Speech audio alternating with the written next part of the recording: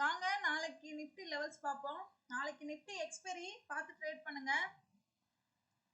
நிஃப்டிக்கு support 24,250, resistance 24,500, mid point 24,375. 24,500க்கு மேல போச்சுன்னா market first level 24,560, second level 24,658, third level 24,817.